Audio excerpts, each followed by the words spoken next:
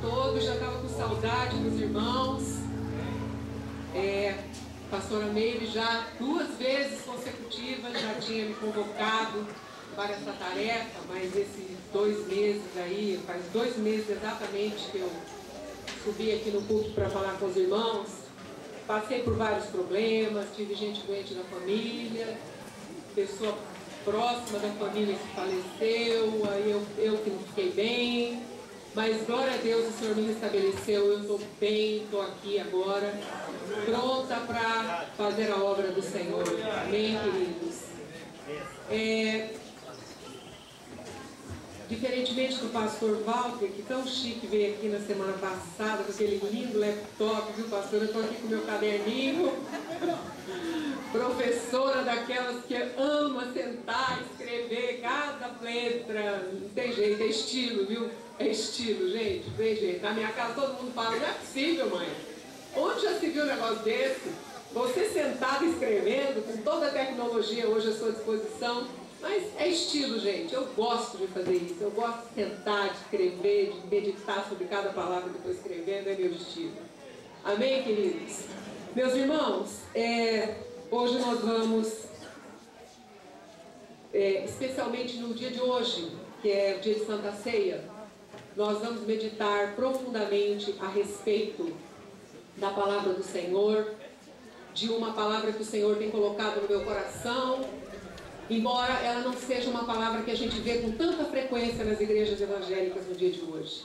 Hoje a gente vê muita pregação a respeito da palavra, sim, a respeito, a gente busca muito bênçãos, a gente quer ir para a igreja porque a gente tem lutas, a gente tem tribulações, a gente quer alcançar vitória, e isso é bom, e o Senhor é mesmo o dono do ouro e da prata, e é Ele que nos dá vitória nas nossas lutas. Mas nós também precisamos meditar acerca de coisas muito sérias a respeito da palavra de Deus, que às vezes fica no segundo plano. Então eu quero pedir aos irmãos que abram a palavra hoje no livro de Mateus, capítulo 25. Mateus, capítulo 25.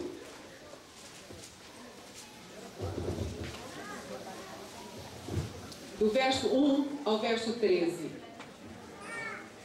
Mateus capítulo 25, do verso 1 ao verso 13, diz a palavra: Então o reino dos céus será semelhante a 10 virgens que, tomando as suas lâmpadas, saíram a encontrar-se com o noivo.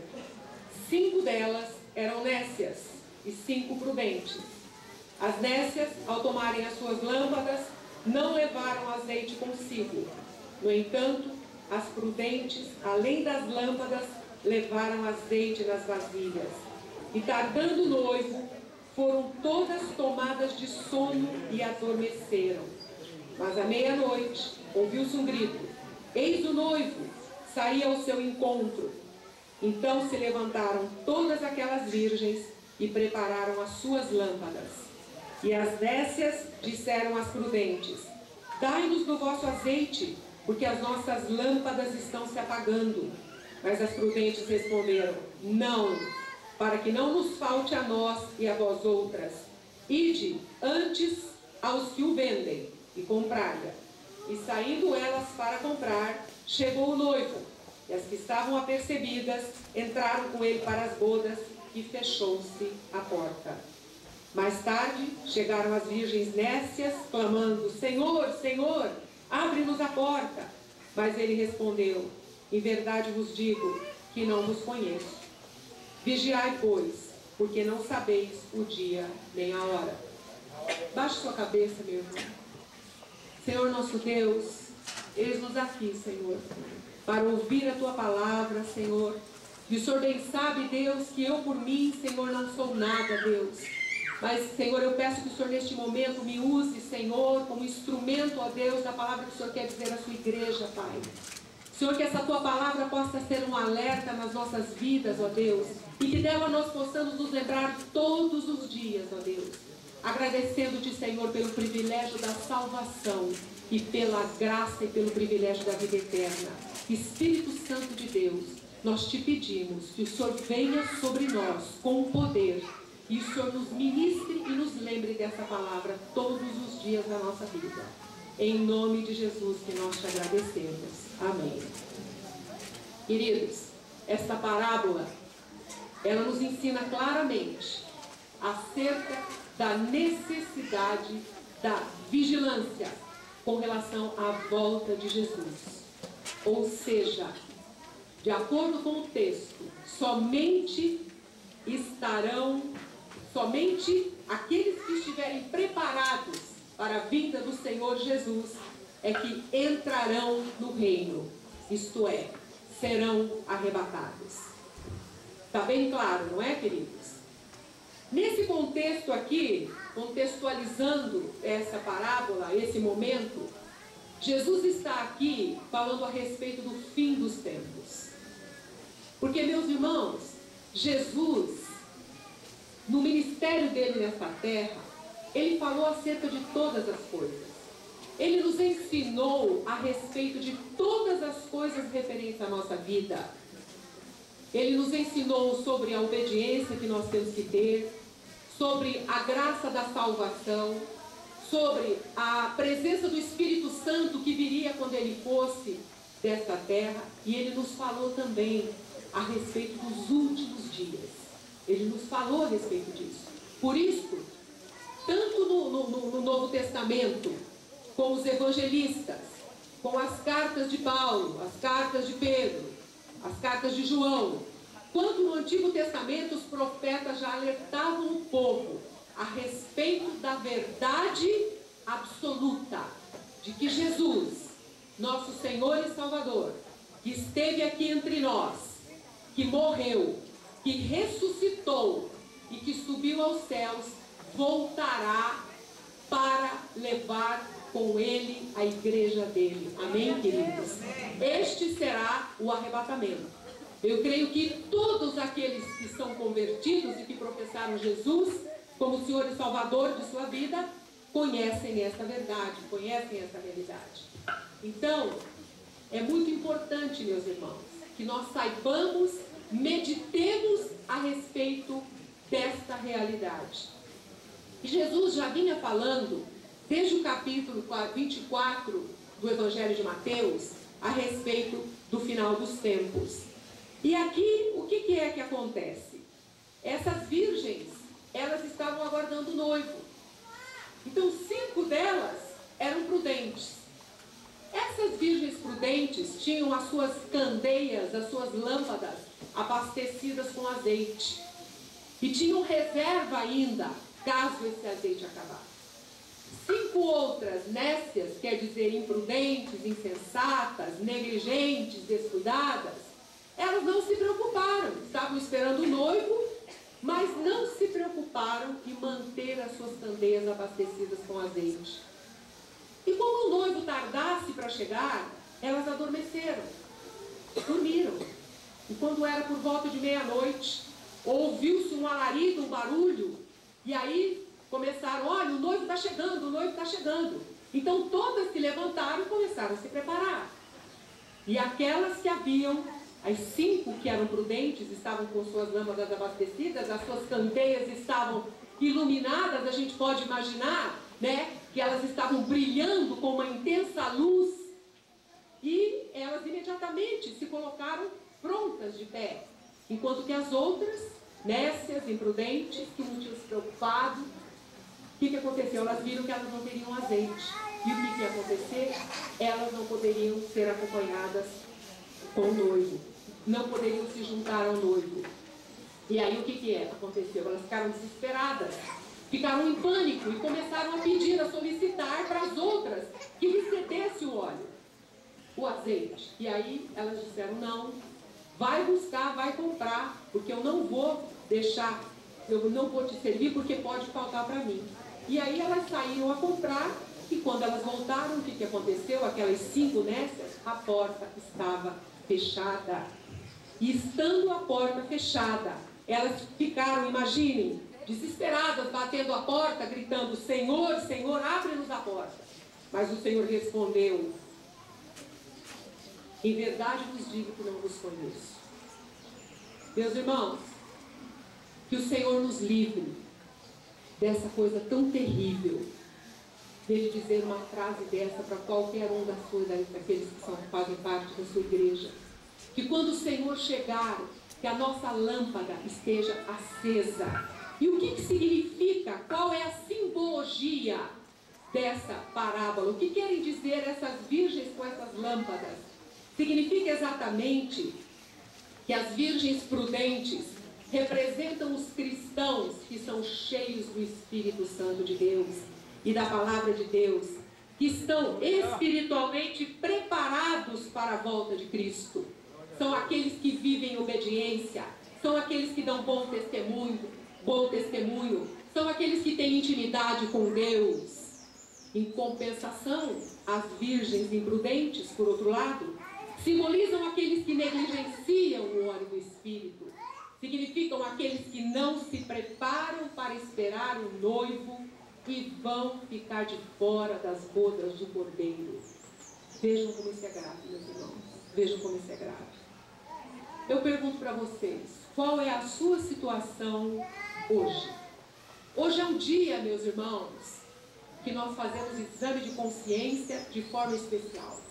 Hoje é um dia que, de maneira muito particular, nós olhamos para dentro de nós e pedimos para que o Espírito Santo de Deus sonde o nosso coração e que Ele nos revele aquilo que está desalegrando o coração dele, aquilo que está entristecendo o coração do Senhor e que está nos impedindo de ter uma vida abundante, de agradar ao coração de Deus.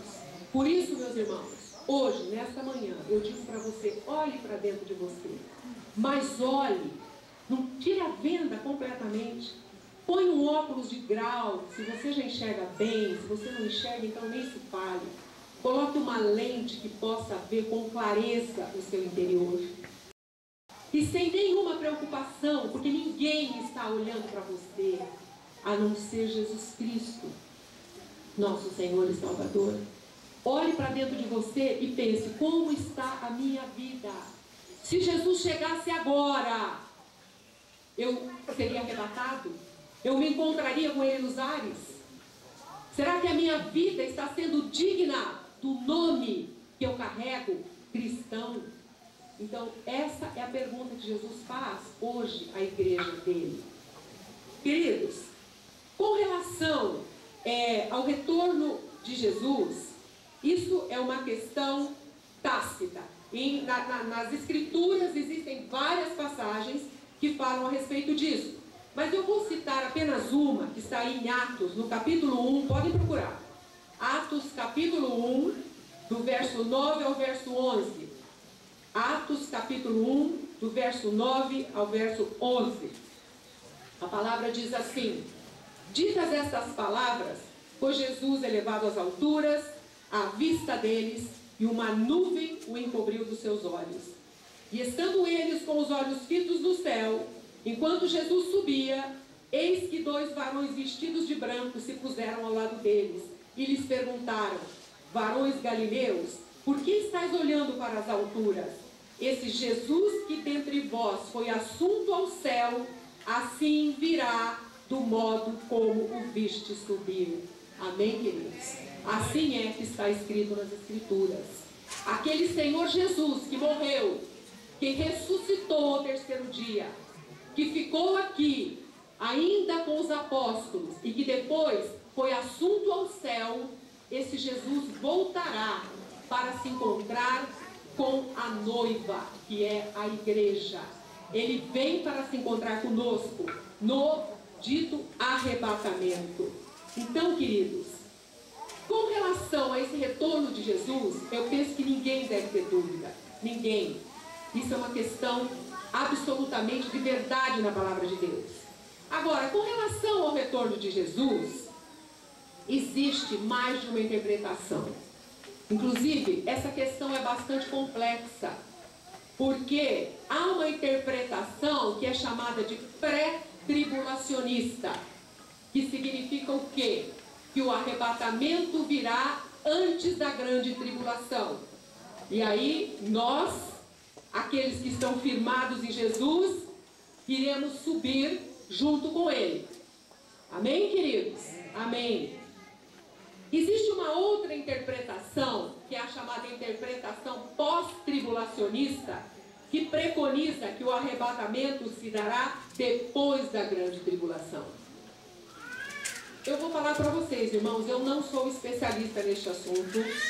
Este assunto é do domínio daqueles que são estudiosos em escatologia, isto é, um tratado, estudos que tratam do final dos tempos. Eu não sou especialista nisso e nem acho que isso seja um ponto fundamental para a gente dizer, eu sou desse lado, eu sou daquele. O importante é que nós devemos estar preparados para a volta do Senhor, para o momento do arrebatamento. Eu particularmente, e eu creio que essa igreja também, é adepta da interpretação pré-tribulacionista. Eu imagino que sim. O que significa? Que a igreja de Jesus, nós seremos arrebatados antes da grande tribulação. Amém, queridos? Eu creio que essa é a posição dessa igreja, eu imagino que sim. Essa interpretação pré-tribulacionista é a interpretação pentecostal. É essa interpretação pentecostal. Por quê? Porque nós cremos que nós não passaremos pela ira do Senhor. Porque o momento da grande tribulação vai ser o momento em que haverá ira do Senhor. Então eu não creio que nós passaremos por isso, nós seremos arrebatados antes. Queridos, abra sua palavra agora, hoje a gente vai virar bastante para lá e para cá a palavra, tá? Em 1 Tessalonicenses, capítulo 4, do verso 13 ao verso 17, diz assim a palavra. Eu estou dizendo isso que é para fundamentar essa posição de pré-tribulacionista. Vejam só, no verso 15, no capítulo 4, no verso 15, diz assim a palavra: Ora, ainda vos declaramos por palavra do Senhor isto, nós os vivos, os que ficarmos até a vinda do Senhor, de modo algum precederemos os que dormem. Porquanto o Senhor mesmo, dada a sua palavra de ordem, ouvida a voz do arcanjo e ressoada a trombeta, descerá dos céus, e os mortos em Cristo ressuscitarão primeiro. Depois nós, os vivos, os que ficarmos, seremos arrebatados juntamente com eles entre nuvens, para o encontro do Senhor nos ares, e assim estaremos sempre com o Senhor. Continuando, consolai-vos, pois, uns aos outros com esta palavra, porque Deus não nos destinou para a ira, mas para alcançar a salvação mediante nosso Senhor Jesus Cristo, que morreu por nós, para que quer vigiemos, quer durmamos, vivamos em união com Ele. Então, aqui que a gente se assenta para dizer, para ser dessa posição pré-tribulacionista, vocês viram aqui. Em primeiro lugar, Jesus não vai descer na terra. Ele não vai descer na terra no arrebatamento. Nós vamos nos encontrar com Ele nos ares. Ele só voltará à terra depois, tá? Depois. Aí sim que será a segunda vinda dele aqui na terra para reinar. Mas no momento do arrebatamento, Jesus estará nos ares e nós nos encontraremos com Ele nos ares. E por que nós dizemos que nós não passaremos pela tribulação, cremos nós? Porque aqui no versículo 9 está dizendo, porque Deus não nos destinou para a ira. O Senhor não quer nos deixar, Ele não vai nos deixar. Nós que somos lavados pelo sangue do Cordeiro, que temos uma vida em busca de santificação, Ele não vai nos deixar passar pela grande tribulação. Essa é a palavra que nós cremos. Amém, queridos? Então vejam, nesse momento, o que vai acontecer? Ele virá buscar aqueles cujo nome estiver escrito no livro da vida. Ele os levará consigo para a celebração no céu da união espiritual entre Ele e a igreja, quando se dará a glorificação dos santos e a entrega dos galardões de cada um, segundo aquilo que cada um tiver feito aqui na terra. Amém, queridos? Amém. E aí o que ele fala? Ele diz aqui, antes do verso 15, ele esclarece de uma forma transparente. Olha o verso 13. 1 Tessalonicenses 4:13. Não queremos, porém, irmãos, que sejais ignorantes com respeito aos que dormem, para não vos entristecerdes como os demais que não têm esperança. Pois se cremos que Jesus morreu e ressuscitou, assim também Deus, mediante Jesus, trará juntamente em sua companhia os que dormem. Amém, queridos? Então, o que acontece?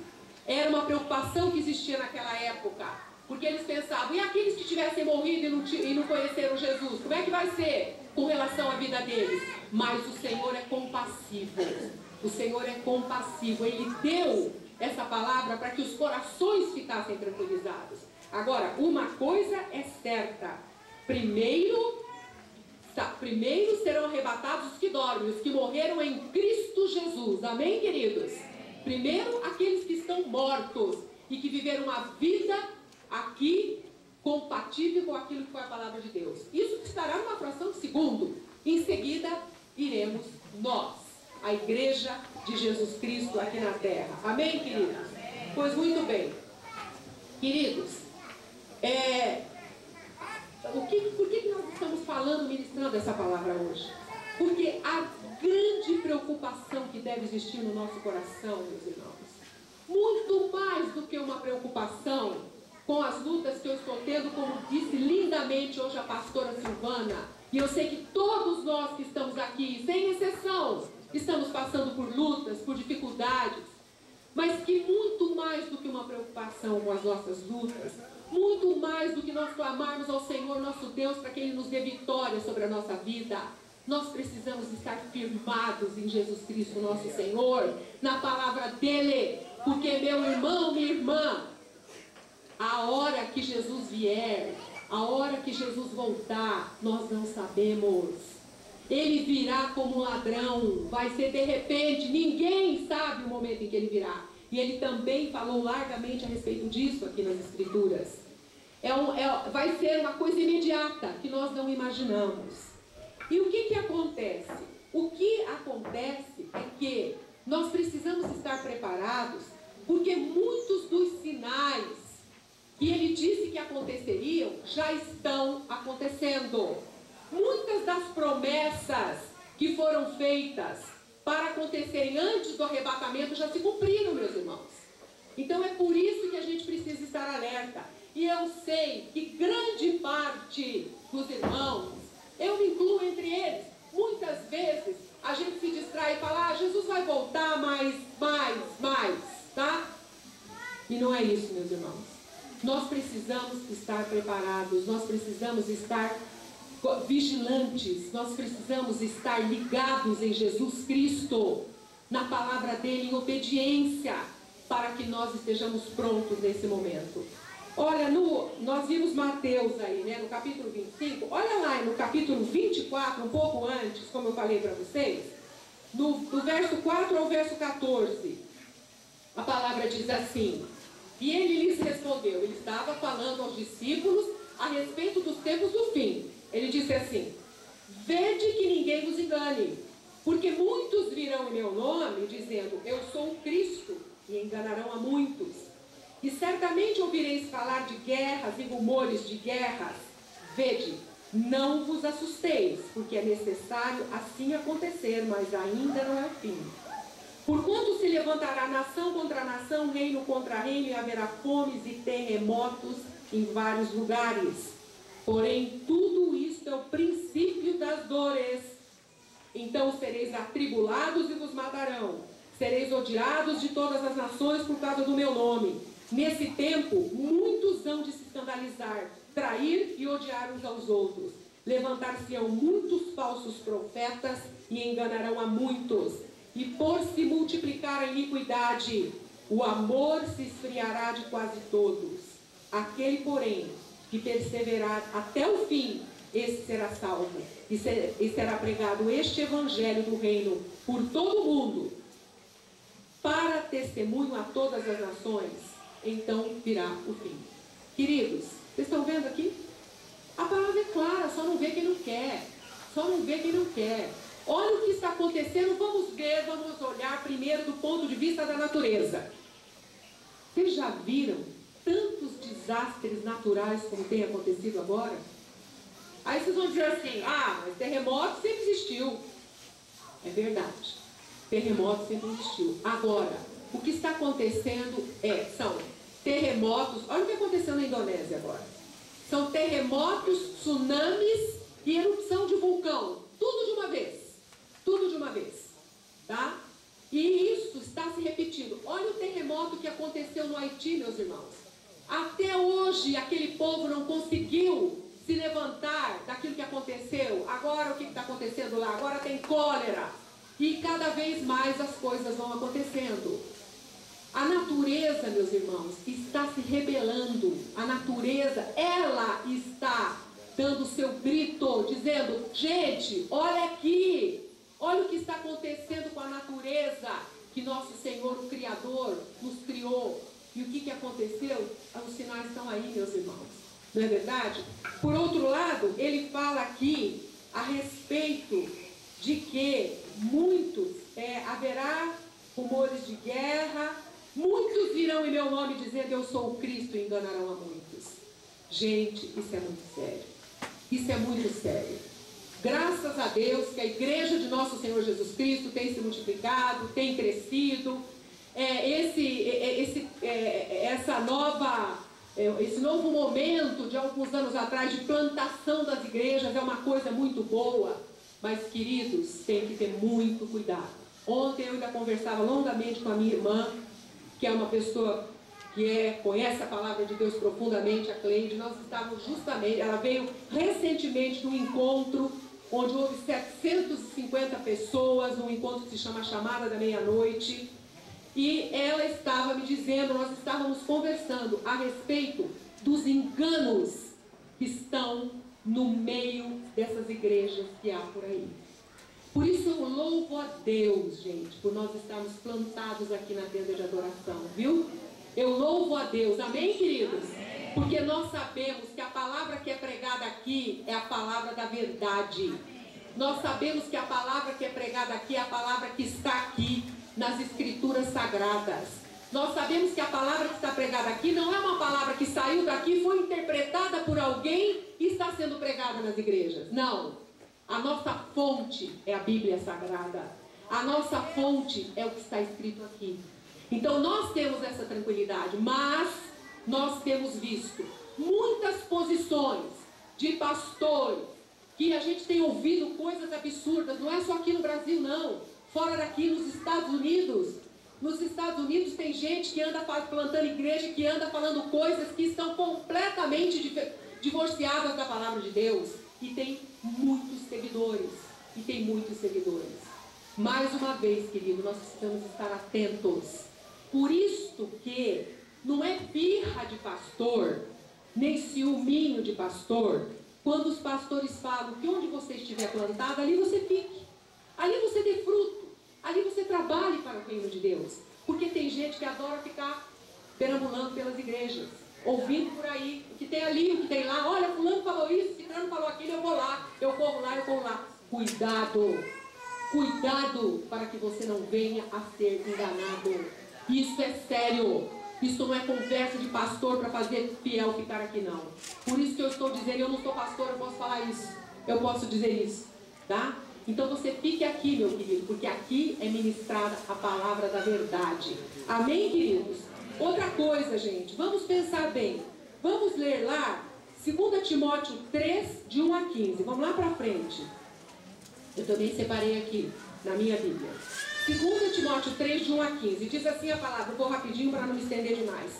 Sabe, porém, isto, nos últimos dias sobrevirão tempos difíceis, pois os homens serão egoístas, avarentos, jactanciosos, arrogantes, blasfemadores, desobedientes aos pais, ingratos, irreverentes, desafeiçoados, implacáveis, caluniadores, sem domínio de si, cruéis, inimigos do bem, traidores, atrevidos, enfatuados, antes amigos dos prazeres que amigos de Deus, tendo forma de piedade, negando-lhe, entretanto, o poder.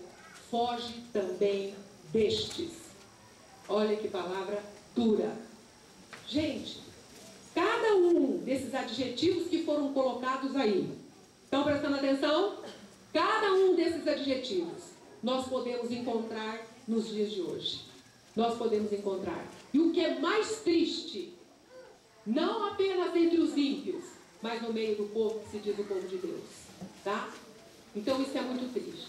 E eu acho que nós podemos ter, como nunca, um quadro muito claro, que exemplifica tudo isso que está dizendo aqui na palavra, que foram as eleições que nós vivenciamos agora ultimamente. Tá? Acho que ali nós pudemos ter um quadro exato do que está falando essa palavra aqui. E mais, meus irmãos, nunca nós pudemos ver, ou estamos vendo, uma desvalorização de princípios e valores cristãos. É demais, é demais. Só para comentar rapidamente. Uma das críticas que saiu nessa polêmica que ficou entre os dois candidatos que ficaram no segundo turno era a questão do aborto, que foi o mais evidente, e depois com umas tintas bem mais claras, para ninguém perder voto, que era a questão do homossexualismo. Né? Foram essas questões. Então o que acontece? Isso aí, gente, pontificou em todos os jornais, em todas as críticas, com jornalistas de todos os matizes. E o que a gente ouvia, eu pelo menos ouvi, que eu gosto de ler jornal, acompanho, gosto de ver esses programas que falam sobre a realidade do Brasil e do mundo, uma das coisas que eu vi era a seguinte: alguns jornalistas questionando onde já se viu princípios religiosos, questões religiosas, entrarem para ser discutidas no meio de um pleito para a eleição do presidente. É que eu não tenho mais fôlego, gente, para escrever e para falar, sabe? Porque eu já fiz isso num determinado momento da minha vida. Mas a vontade era dizer, espera lá, nós cidadãos temos o direito e o dever de conhecer as qualidades, os princípios e os atributos de cada candidato, para ver se aquilo que cada candidato tem está de acordo com os nossos valores cristãos ou não. É claro que sim. É claro que sim. Agora, como é que eu vou? Eu vou olhar uma pessoa e vou simplesmente tirar dela todas as questões religiosas, porque a questão de religião não pode entrar aqui numa discussão, considerando que o Brasil é um país laico. Eu não posso fazer isso? Não, senhor. Isso faz parte da cidadania. Não nos esqueçamos, meus irmãos, que Jesus Cristo foi sábio. E ele disse, dai a César o que é de César e a Deus o que é de Deus. Aí uma outra coisa que eu até gostaria de ter falado, mas já passou, mas eu acho que vale a pena dizer. Irmãos, nós não somos seres só espirituais, tá? Nós somos seres também humanos, nós somos pessoas, cidadãos, que têm o dever e a obrigação de conhecer o que acontece na política nacional, de estar antenado com as coisas que são discutidas na sociedade, e não dizer, eu sou crente, eu não gosto dessas coisas, com isso aí eu não me meto. Nós não somos só seres espirituais, nós somos carne, nós somos pessoas que influem nas decisões da sociedade. Agora é assim, se você ficar só falando, eu não posso, eu sou crente, não vou me envolver com essas coisas, sabe o que vai acontecer? O ímpio vai triunfar. O ímpio vai triunfar. E digo mais, nós só conseguimos esse resultado das eleições, eu quero dizer que o candidato adversário que venceu com uma diferença pequena, porque as igrejas com pastores sérios entraram pesadamente na questão, falando às suas igrejas a respeito da verdade, sobre o que dizia um partido que de repente se transformou num cordeiro, mas que ao longo dos 8 anos aí, quis fechar a boca da imprensa, quis criminalizar o aborto, quis criminalizar a questão da homofobia, vocês entenderam? E que de repente tornaram-se em cordeiro. Só que isso é uma questão passada. Nós sabemos que, eleito o nosso presidente ou a presidente, nós temos obrigação de orar para que tudo corra bem. Amém, queridos? Essa é a nossa oração. Mas o que nós queríamos dizer é isso, é que a gente precisa estar antenado com o que está acontecendo. E é preciso que a gente conheça o mundo, que você leia jornal, que você participe também, e que você não fique só olhando aqui, não posso falar Não é assim, queridos. Não é assim. Nós somos seres espirituais, mas nós também somos carne. Somos cidadãos e somos responsáveis pelo destino da nossa nação e por aquilo que acontece na nossa nação. Amém, queridos? Outra coisa, nós precisamos ter em mente que o arrebatamento, ele se dará repentinamente. Vamos lá. 1 Tessalonicenses, é um pouquinho aí atrás de 2 Timóteo. 1 Tessalonicenses 5, olha só o que diz a palavra no capítulo 5, do verso 1 ao verso 11. Irmãos, relativamente aos tempos e às épocas, não há necessidade de que eu vos escreva, pois vós mesmos estáis inteirados com precisão de que o dia do Senhor vem como ladrão de noite. Tá claro, né? Ninguém vem, Jesus não vai mandar o Espírito Santo falar para todo mundo aqui, ó, gente, presta atenção que é a semana que vem. Tá? Presta atenção.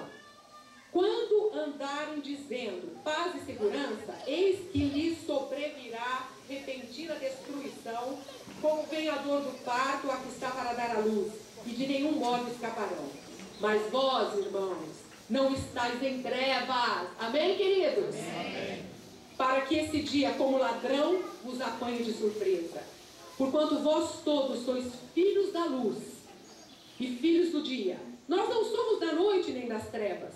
Assim, pois, não durmamos como os demais. Pelo contrário, vigiemos e sejamos sóbrios. Ora, os que dormem, dormem de noite. E os que se embriagam, é de noite que se embriagam. Nós, porém, que somos do dia, sejamos sóbrios, revestindo-nos da couraça de fé e amor, e tomando como capacete a esperança da salvação. Porque Deus não nos destinou para a ira, aí é aquela parte que eu já li para vocês, né? Mas para alcançar a salvação mediante nosso Senhor Jesus Cristo. Amém, queridos? Então, o que é importante a gente saber aqui? Jesus virá como ladrão de noite. É assim, ó. Em 2 Pedro 3:10, a palavra diz exatamente a mesma coisa. Virá, entretanto, como ladrão o dia do Senhor. Então, meus irmãos, a palavra de hoje é: prestem atenção. Vigiemos. A parábola das 10 virgens, ela é clara quando ela fala a respeito da questão de estarmos vigilantes. Que nós não sejamos como aquelas virgens nécias que ficavam lá achando que tudo bem, que iam emprestar o azeite para a candeia delas e que tudo ia ficar bem. Não é assim. Portanto, preste atenção na vida que você está levando. Preste atenção. E não deixe para amanhã. Não pense o ano que vem eu vou mudar. Não pense não, porque agora que vai acontecer isso ou aquilo na minha família. Se você que está com problema na sua família, problema de relacionamento, você que tem problemas com seus filhos, você que tem problemas dentro da sua igreja, você que tem problemas com seus irmãos, dificuldades de convivência, preste atenção, não deixe para amanhã não, porque é assim o que vai acontecer. E a parábola das 10 virgens nos diz: estejamos vigilantes. E o que essa carta aqui de 1 Tessalonicenses, o que Paulo fala aqui no verso 6? Assim, pois, não durmamos como os demais, pelo contrário, vigiemos e sejamos sóbrios, tá? Essas duas palavras, irmãos, têm que estar presentes na nossa mente, todos os dias da nossa vida, porque isso é uma marca do cristão, tá? Então, vamos lá. Vigilantes, todo mundo sabe o que é. Vigiai, orai, estar atentos, nós sabemos bem o que é estar vigilante. Agora vamos falar um pouquinho a respeito da palavra sóbrio. Eu fui procurar sóbrio no dicionário. Sóbrio no dicionário, atenção aqui, gente, do Aurélio, quer dizer moderado no comer e ou no beber, que não está sob o efeito de bebidas alcoólicas, simples, parco, frugal. Aí você vai dizer: eu sou sóbrio, eu não bebo, tá? Eu não como demais, eu sou esbelto, As mulheres são todas esbeltas, os homens também. Eu sou sóbrio. Sou moderado no comer, no beber. Eu não vivo sob o efeito de bebidas alcoólicas. Muito bem. Presta atenção. Aí eu fui no dicionário do Antônio Wise.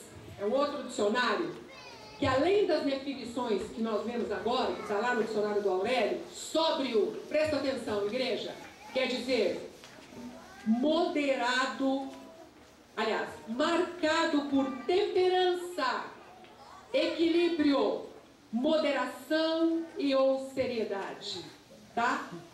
Então vai bem além do que é comer moderadamente e não beber, e beber moderadamente ou não beber, tá? É ser marcado por temperança, por equilíbrio, por moderação e por seriedade. Segundo, contido nas emoções e nos caprichos. Isso é ser sóbrio. Tem gente que acha que a pessoa que é sóbria é aquela pessoa que, quando vem no culto, faz uma gritaria e cai no chão e levanta e faz isso e faz aquilo. Eu não tenho nada contra isso, que eu acho que o Espírito Santo de Deus está presente na igreja, ele pode fazer o que ele quiser. Mas não olhem para isso achando que isso apenas é uma questão que é sinal de que você está na presença do Senhor. Não, não é.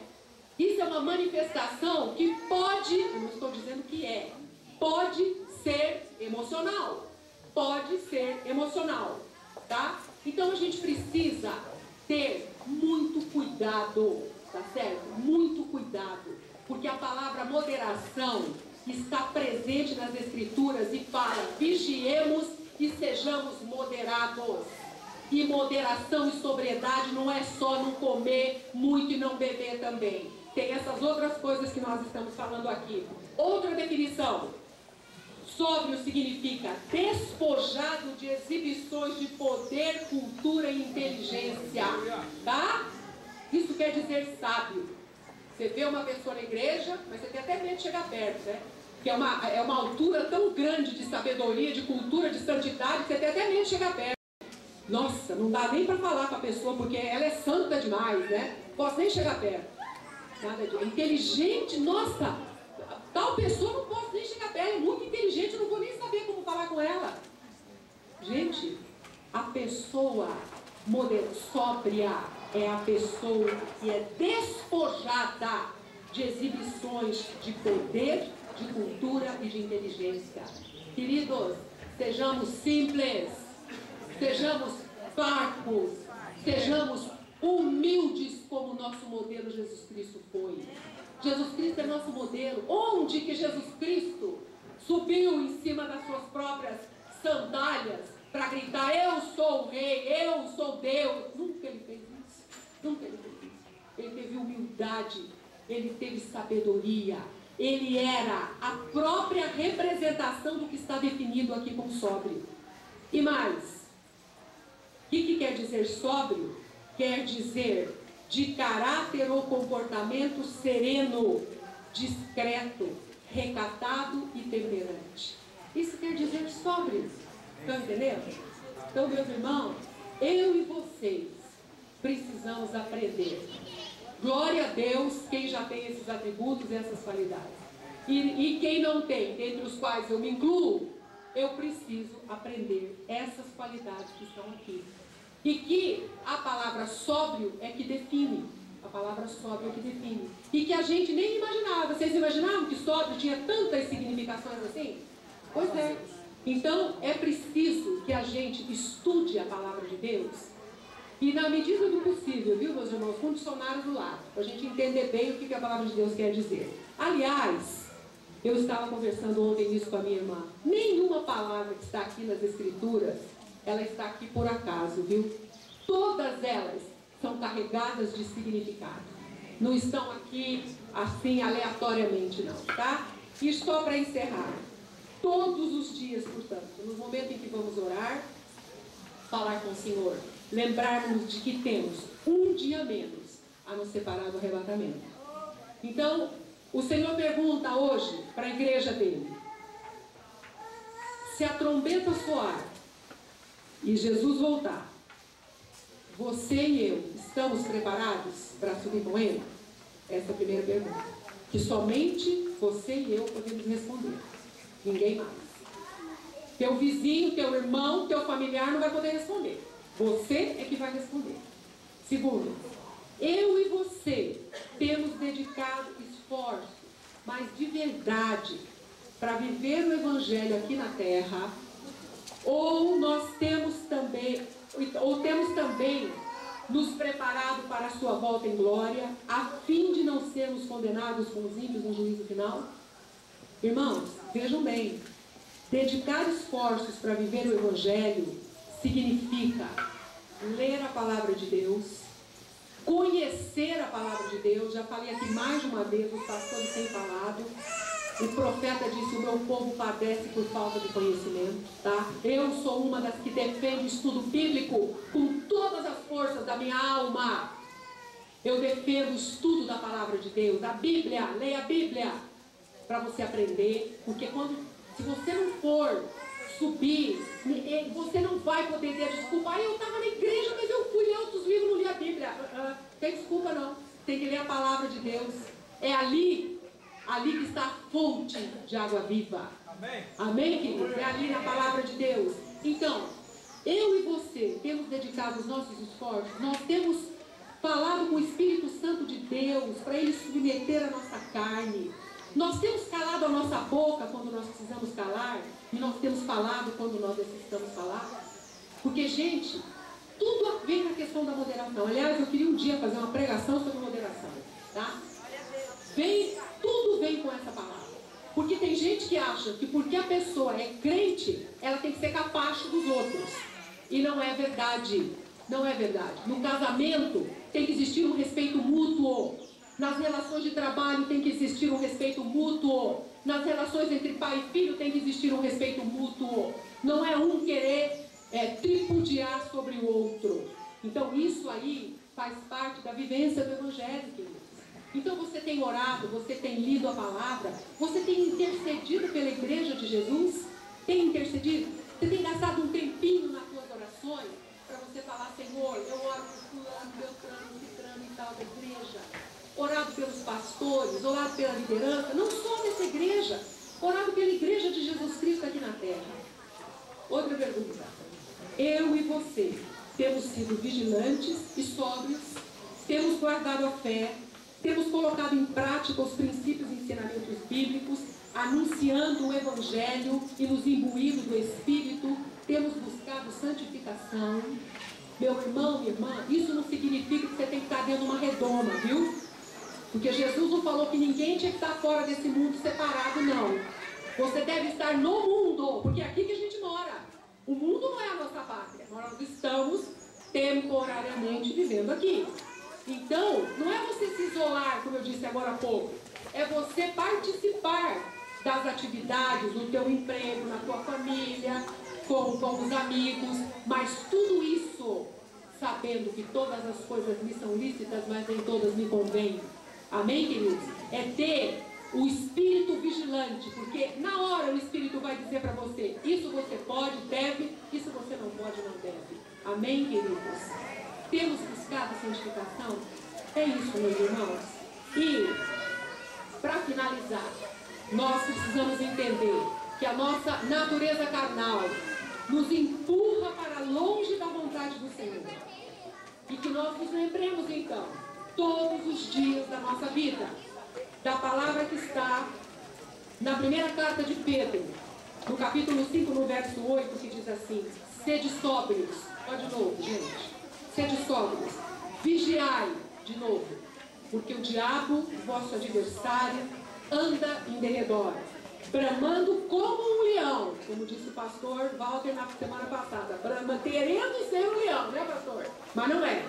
Buscando a quem possa tragar. Amém, queridos? Então, esta deve ser a nossa preocupação, meus irmãos. Isso deve fazer parte do exame de consciência que nós vamos fazer agora, quando a pastora virá, quando o Ministério de Louvor já estiver se dirigindo aqui, para que nós pensemos a respeito da nossa vida de cristão. se nós estamos verdadeiramente sendo cristãos que honram o nome do Senhor, e se nós estamos nos preparando de verdade para esse momento, que é o momento do arrebatamento. Se Jesus vier antes da nossa morte, glória a Deus, nós subiremos com Ele. E se porventura a morte nos surpreender antes de nós irmos com Ele, glória a Deus também, porque nós morrendo com Ele, tendo Ele na nossa presença, nós subiremos primeiro. Amém, queridos?